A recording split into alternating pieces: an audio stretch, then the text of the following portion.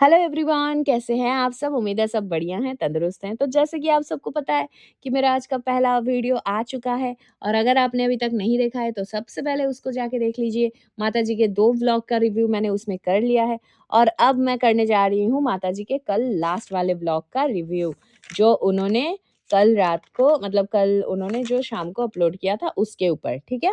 तो अगर आप मेरे चैनल पे नए हैं तो आपको क्या करना है, आपको बखूबी पता है। यस, अच्छे बच्चे की तरह, प्यारे बच्चे की तरह, खुशी-खुशी, इतना बड़ा स्माइल करके जितना बड़ा कर सकते हो, एक छोटा-सा टच कर दो, वो सब्सक्राइब वाले बटन पे, ठीक है? और साथ ही साथ बेल बटन जो है घंटी लाल उसको भी टक करके एक बार टच कर देना, ताकि हर वीडियो का नोटिफ़िकेशन आपके पास टुंग करके सबसे पहले पहुँच जाए, ठीक है? तो चलिए बिना किसी देरी के शुरू करते हैं ये वाला। वीडियो ऑडियो, पॉडकास्ट जो भी है। चलिए शुरू करते हैं। तो माता जी का व्लॉग शुरू होता है, घर के बच्चों को जूठा खाना क्यों देती हैं, इसकी सफाई के साथ। जी, मेरे सभी रिएक्शन वाले बहनों ने इनकी ऐसी लंका लगाई हुई थी, भाई तुमने क्यों बच्चे को जूठा खाना दिया? वर्ल्ड वांट्स टू नो कि ऐसा आपने क्यों किया? तो उसका सफाई देते हुए माताजी बता रही हैं कि उनको बहुत सारे लोगों ने कमेंट में पूछा था कि आपने जूठा खाना क्यों दिया? तो इसी की सफाई माताजी दे रही हैं कि घर के बच्चों को जूठा खाना वो उन्होंने इसीलिए दिया है कि बड़े भैया को बचपन से ही खाना छोड़ने का आदत है। जी हाँ, सही सुन रहे हैं। बट माताजी, आपने तो अपनी जो जीवनी बताया था, उस जीवनी के दौरान आपके घर में तो खुद के खाने के लाले पड़े हुए थे। फिर आपने इसके बावजूद अपने बड़े बेटे को खाने के प्रति सम्मान, खाने का आदर ये सब नहीं सिखाया। ये यहाँ पर तो आप बहुत बड़ी-बड़ी ज्ञान देते हो और हर बात में आप फेल्योर हो खुद अपने लाइफ में, ठीक है? अब माताजी बोल रही हैं कि बड़े भैया का जूठा तो घर में सब खाते हैं, यहाँ तक कि अंकल जी तक को भी खिलाया जाता है। So sad, so sad. मतलब ये सुनने के बाद मुझे सच में बहुत बुरा लगा। भले किसी को लगे ना लगे, मतलब घर के मुखिया मतलब पिताजी जो होते हैं ना, बहुत ही रिस्पेक्टेड होते हैं। भाई पिताजी को कभी कोई अपना जूठा नहीं खिला सकता। काहे की रिस्पेक्ट आप लोगों की? भाई माताजी अगर अपने जूठे में से अंकल जी को खिलाए तो भी समझ है, हस्बैंड वाइफ का इक्वेशन है। बट बच्चे का जूठा और वो भी छोटे मासूम से बच्चे नहीं, अपने वाइफ के साथ घर बसाया हुआ बच्चा, बड़ा आदमी हो गया है जो, ठीक है? वो अपना जूठा अपने पिता को खिला रहा है और ये हाँ, मतलब दाँत चिहाड़ते हुए माताजी बता रही हैं प्राउडली, वाह! क्या कल्चर है फैमिली का, हैट्स ऑफ, ठीक है? और बच्चे भी आपस में लड़ते रहते हैं कि बड़े भैया का जूठा मुझे खाना है। ऐसा क्यों? क्योंकि हमेशा से कुछ ना कुछ स्पेशल रहता है बड़े भैया के प्लेट में। हे भगवान! मतलब बच्चे को बड़े भैया के प्लेट में खाने में कोई इंटरेस्ट नहीं है, माताजी। उनको वो खाना दिखता है जो उनको अलग से परोसा जाता है। हर बार जो अच्छा खाना अपने बड़े बेटे को परोसती हैं और उनको भिखारियों की तरह पाल रही हैं, उसमें उनको शौक होता है कि भाई जो खाना बड़े भैया के प्लेट में है वो मुझे चाहिए। अब मुझे मैं यहाँ पे देखिए इस मुद्दे पे मैंने नहीं वीडियो बनाया था क्योंकि मेरी खुद की गला मतलब खराब था उस समय, मैं नहीं बना पाई। मैं यहाँ पे एक आपको छोटा-सा एग्ज़ाम्पल देती हूँ, मतलब छोटा-सा एक तरीका बताना चाहती हूँ कि सपोज़ ठीक है, घर में 4 बच्चे हैं और 4 बच्चे में से 1 बड़ा बेटा है और यहाँ पे अगर मैं बड़े भैया को ही पकड़ लेती हूँ, तो बड़े भैया अगर अपने प्लेट में अ, वैराइटी खाना लेकर बैठते हैं और वो आधा खाना खा के छोड़ के उठ जाते हैं, तो वो जूठन वाला थाली ही देना ज़रूरी नहीं है। आप अगर उसमें से एक अंडा उठा के किसी बच्चे को खिला देते कि बेटा ये तू खा ले, तो भी समझ आता। भाई ऐसा तो होता ही नहीं है। फिर भी चलो एक पल के लिए समझ आता। आप तो सीधा-सीधा वो मिलाया हुआ गंदा-सा जूठन जिसको बोलते हैं लिटरली, कुत्ते को भी नहीं देते हैं ना। आपके कुत्ते के लिए भी तो अलग से प्लेट है, जिसको दूध और रोटी घोड़-घोड़ के मिला-मिला के खिलाते हैं। तो वो बच्चे क्या कुत्ते से भी गए गुज़रे हो गए हैं? यार मतलब हद हो गया। Shame on you. छी!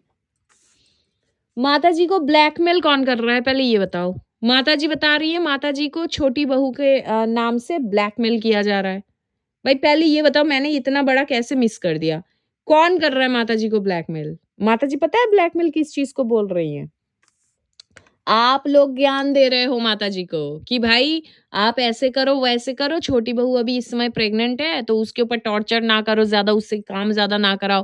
पिछली बार उनके साथ ऐसा हो गया था, वैसा हो गया था, ठीक है? तो इन सब जो ज्ञान आप लोग दे रहे हो, इन ज्ञान को माताजी बोल रही हैं कि आप लोग ब्लैकमेल कर रहे हो। और ये बोलते हुए माताजी खुद बोल रही हैं कि आप लोग क्या ज्ञान देंगे मुझे? मैंने खुद 3 बच्चे पैदा किए हैं, तो मुझे सब कुछ पता है। ठीक है? तो प्लीज़ जो भी कमेंट में जाके ये सब ज्ञान देते हैं मत दिया करिए, क्योंकि ये कमेंट वालों को ही रिप्लाई कर रही थी। अभी 2 दिन पहले माताजी खुद मुँह खोल के बोल रही थी कि आप लोग आके बताना कि क्या करना चाहिए, क्या नहीं करना चाहिए। आप लोगों का जो दिल करे आप बताना, सजेशंस देना और आज माताजी मुँह उठा के बोल रही हैं हमें ज्ञान नहीं चाहिए, क्योंकि माताजी अब खुश नहीं हैं कि वो दादी बनने वाली हैं, ठीक है? और उसमें भी मैं आ रही हूँ।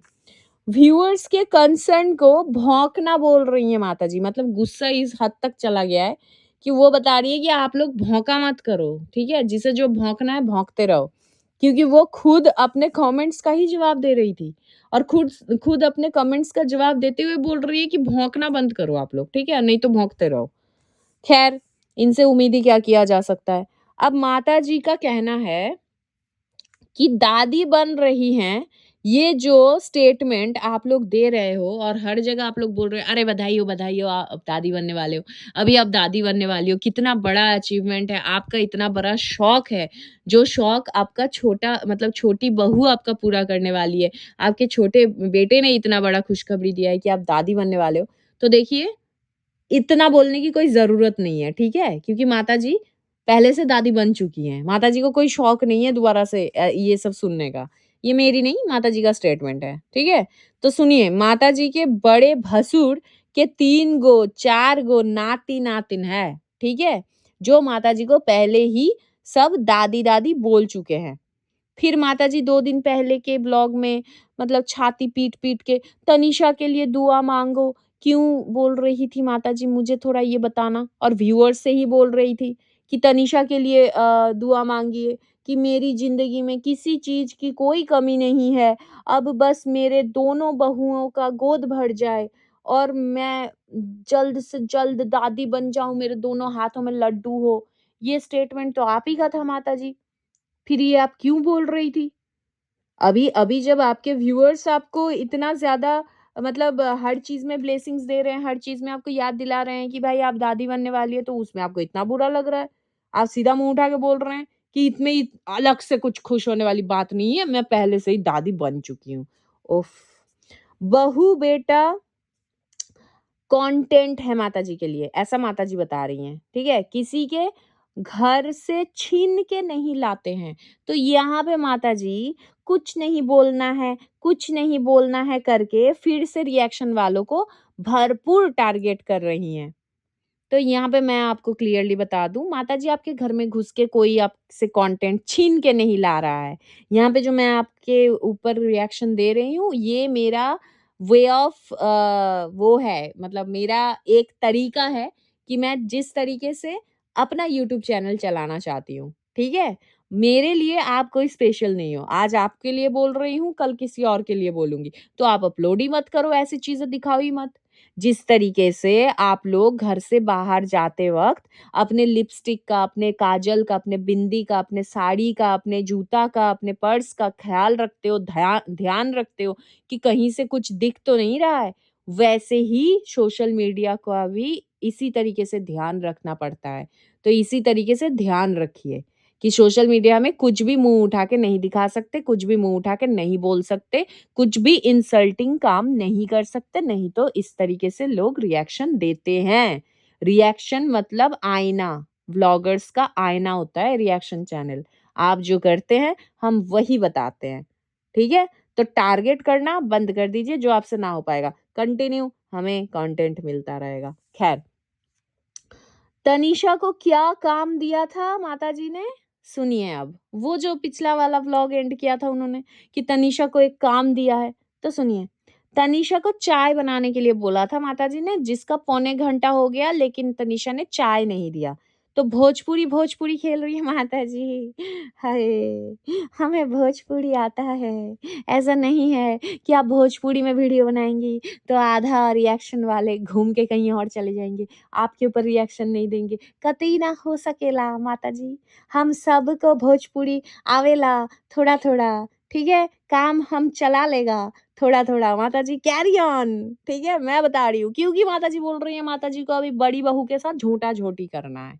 वो भोजपुरी में यही बोल रही थी कि उनको झोटा-झोटी करना है, तो आप लोग पसंद करोगे अगर झोटा-झोटी देखना तो वो झोटा-झोटी करके वीडियो बनाएँगी।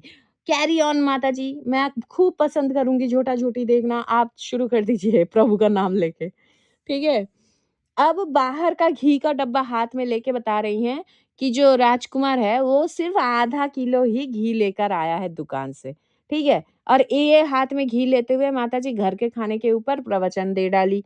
अब मैं एक बात पूछना चाहती हूँ कि माताजी जो आप घर में घी बना के वो जो 1 दिन बरसों में 1 दिन आपने घर में घी बनाया था और घी बनाते हुए आपने बोला था कि जो मैं हूँ ना, घर में ही घी बनाती हूँ क्योंकि घर के घी फ़ायदेमंद होते हैं, बाहर का घी बहुत ख़राब होता है, उससे बीमारियाँ होता है।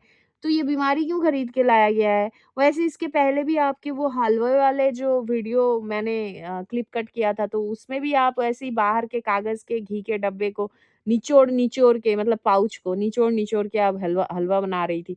तो ये घर में बनाने वाला घी का कॉन्सेप्ट कब ख़त्म हो गया?